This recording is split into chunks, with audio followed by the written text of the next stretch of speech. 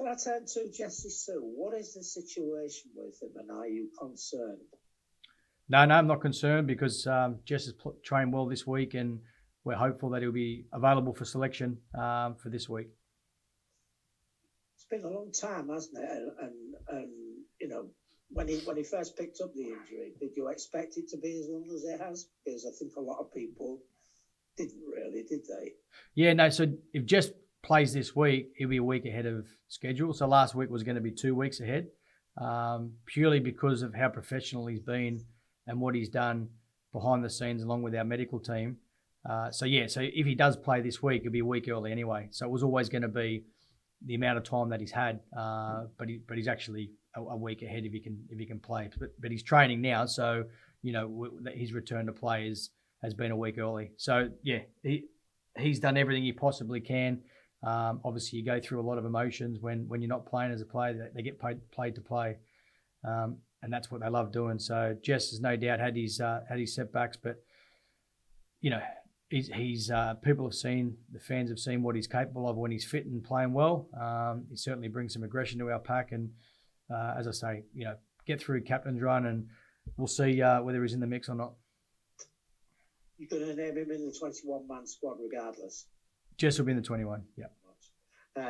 Let's get to the game against Salford, and Jesus, an important one. Win it, and your place in the Super League playoffs is confirmed at the expense of one of your closest rivals.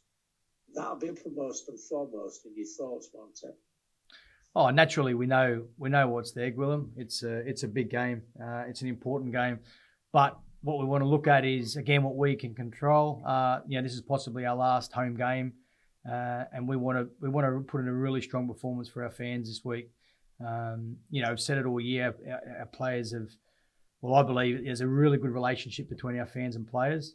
You can see the connection there, and I think this week it's an important game for us and for the players to go out and show their appreciation through their actions. So if they do that, we'll have a positive outcome, I believe. But that's the most important thing for us is showing our thanks this week through our actions and doing what we do, what we've done the last sort of few weeks. But no doubt, it's there. We know it's an important game. You've had mixed fortunes against them this season. Generally good, save only for the performance in Newcastle. And they've had a real roller coaster, haven't they, Willie? Up and down, a bit like yourselves.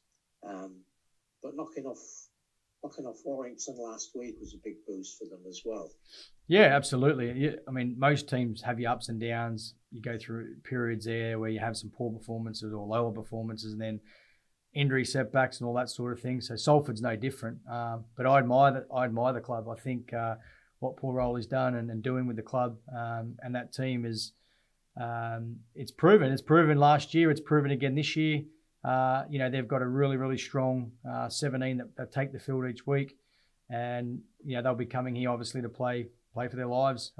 Similar for us, it's an important game for both teams, and at the end of the day, it's going to be who wants it more. That's who will get the result. But certainly got a lot of respect for Salford and what they've done and what they're achieving. But obviously, we just got to focus on it, what we can control. A lot of focus is on Mark Sneed, and generally it's a fair thing to say that if he plays well, they play well. Do you buy into that? Oh, I think they've got a lot of good players. I think, if we focus on one, then Brody Croft will get you. If we focus on him, then Callum Watkins can hurt you, and focus on him, then Tim Laffey might do something. And then they've got Partington through the middle there as a ball player. There's a lot of good players throughout that team. Acker's at 9. So I think if we nullify or minimise what Sneed does, well, that's going to be a positive. But we need to minimise the impact that the whole team have. So we've definitely got a plan around how we want to play them defensively and with the ball. If we stick to that, then it'll put us in good stead. But yeah, they got some really good individuals, and I've said that every time we've played them, and that's where, as I say, that's where our respect, or my respect, is for the team. For them, is they're well coached and they've got some good individuals there. fact that you're at home is a huge advantage, and certainly it's been the fulcrum for most things good that you've done this season. How much is the fact that you are at home against them going to play as an advantage for your team? Yeah, I'd like to think it's going to play, a massive advantage be a big advantage for us.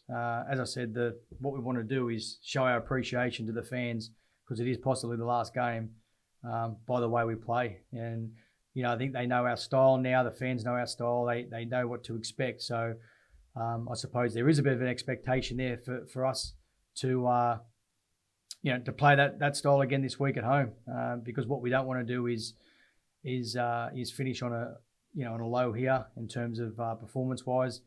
We've played well at home. We've had a couple of losses here or a few losses here, whatever it's been. But overall, we've had some strong performances, and there's no doubt that our fans help that. They get behind us, and I'd love to see us put in a really strong performance this week for them. And then obviously, what happens off the back of that is you get the rewards, and the rewards will be playing finals footy. So.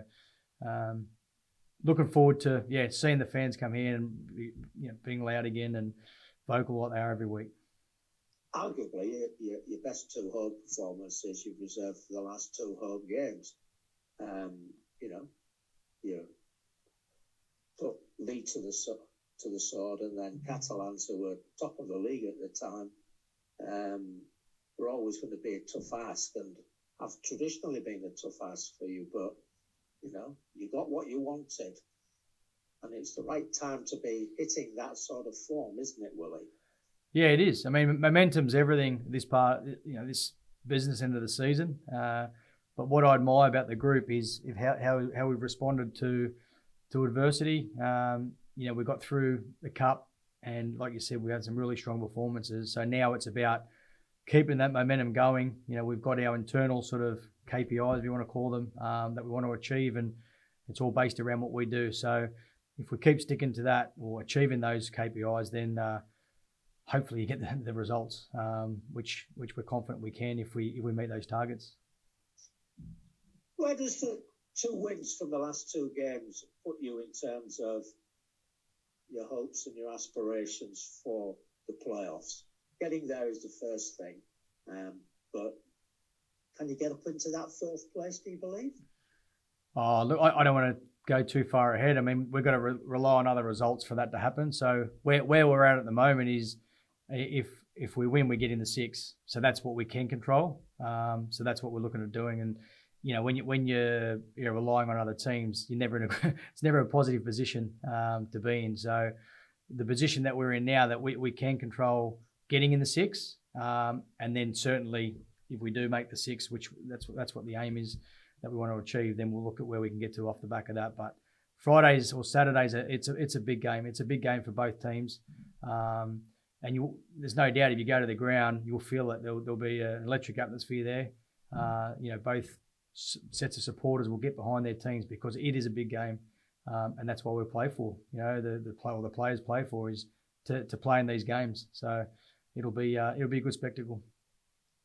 It's a strange time to kick off 7:30 on a Saturday night, isn't it?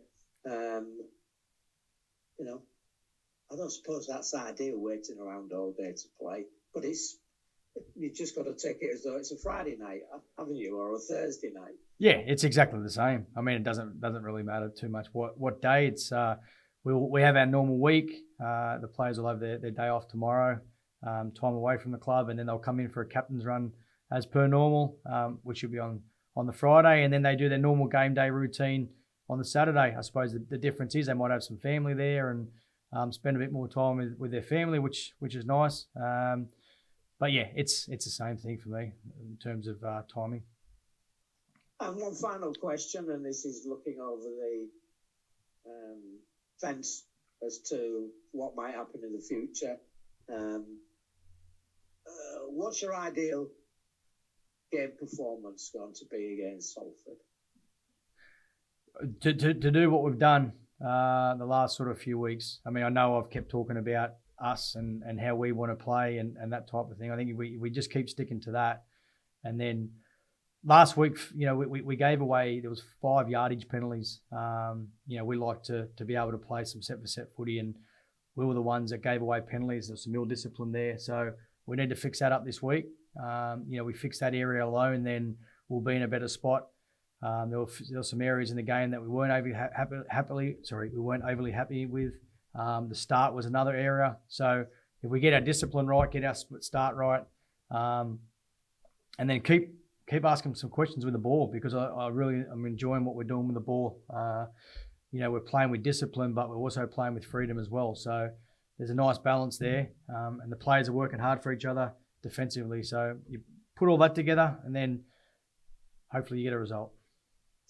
Willie, as always, thank you very much for your time. Appreciate it. Best of luck. Cheers, Gwilym. Thanks, mate. Hey, Willie, all right, pal? Hey, Joe. Good, mate. Good, thanks. How's James Batchelor? Yeah, well, he's good. He's trained today. So, again, mate, he'll be available for selection the back end of the week as well. But he's on track. Perfect. That's good news then. And obviously very similar to Ryan Hall, just having a week off with them minor injuries. That must be such a bonus for you. Yeah, it is. I mean, those guys are built a little bit different, aren't they? They can go in, have a minor surgery, and then play the week after. Some other players, and everyone's different, but might struggle to do that.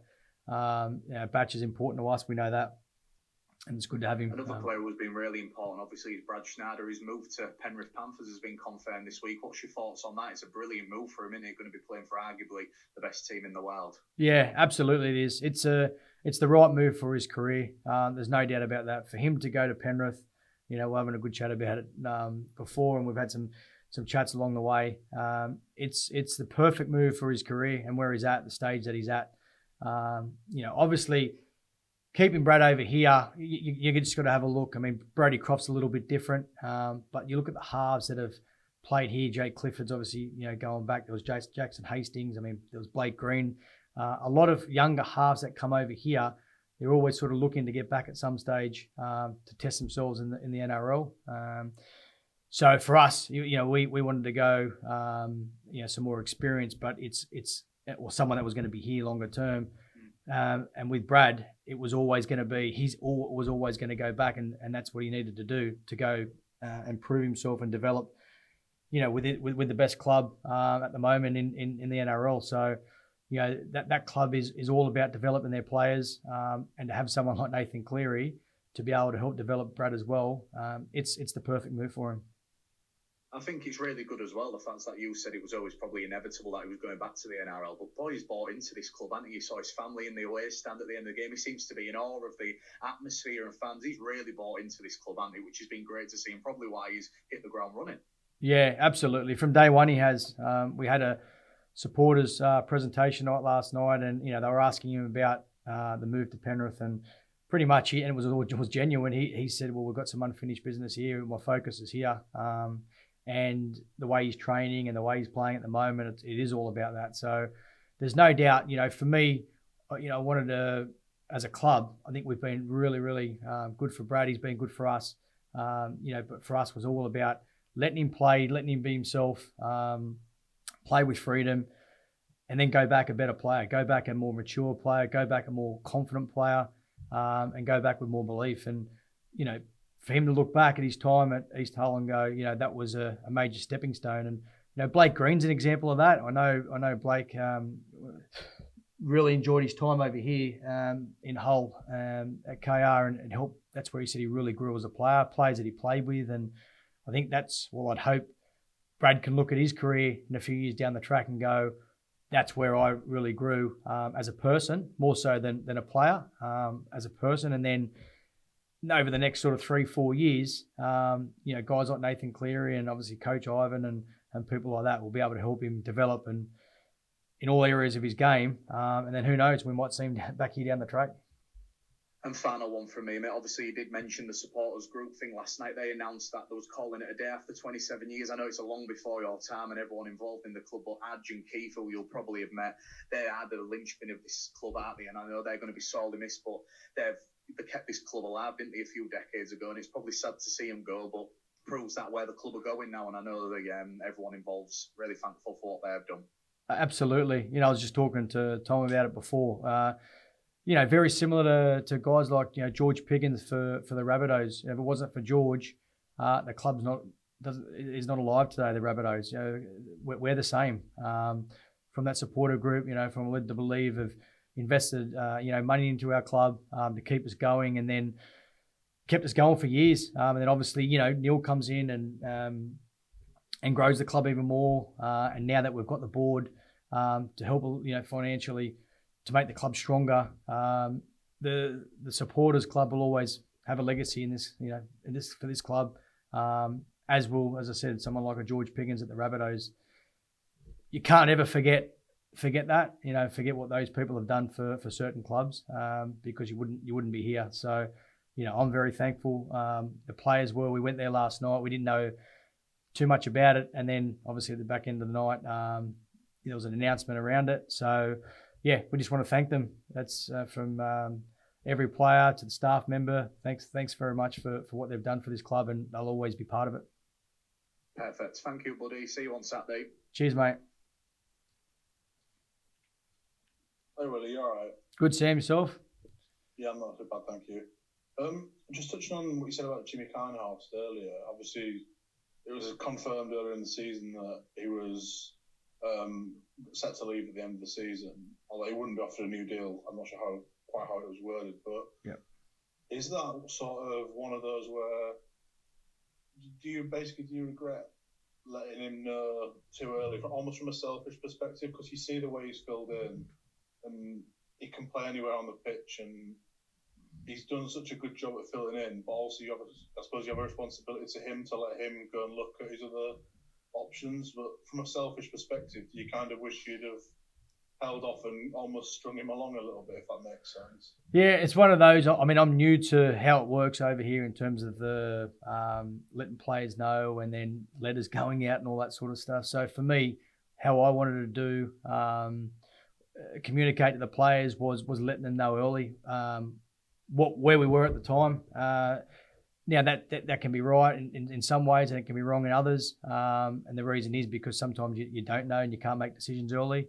But what I wanted to do was I just felt that if certain players weren't going to be here because of reasons of bringing other players in or, salary cap and things like that, then I wanted to let them know early so they can go find a club, so they can go get work, and so they can look after themselves. And, Ethan Ryan was an example of that. Naturally, what I've done as a coach is and Jack Walker's another example where they're going to other clubs next year, but they're still part of KR and they're still part of what we're doing. So they've had every opportunity and they will get every opportunity to keep playing, proving themselves. And there's decisions you make, as I say, early. I made the decisions to help the players, and again, because we may have made other decisions at the time or salary cap restricted certain decisions. Yeah, because I was going to mention Jack and Ethan. I think all three of those players have carried on performing to just a very consistent and impressive level. Like, not always playing the role that they've sort of most desire. I know Ethan's been moved about quite a bit. I think, like I said, I was just kind of almost asking from a point of, do you kind of wish you'd been able to keep them? Because someone like Jimmy Carnhorst is almost like the perfect squad player to have, isn't he? I think bar potentially prop or fullback, I think he could play anywhere on the pitch, really. Absolutely, he could. But it was one of those with Jimmy, like he hasn't played a lot this year, and then potentially that can happen next year. And then obviously Jimmy needs to work out, does he want to start a new career now, or, he's done a lot in the game, or does he want to do what he's done this year potentially? They're things that we needed to discuss and look at. As I say, mate, Jimmy, no matter what he does, the next stage of his career, if he keeps playing or he starts a new career and goes part-time, he's going to be successful in what he does. So, decisions were made, and as I say, they were made. There was a lot of thought gone into it, or reasons gone into it, which we won't go into depth now. But the Jack Walker one, as I said before, mate, that was already done. That was salary cap based, and other decisions. There's reasons behind why we do things.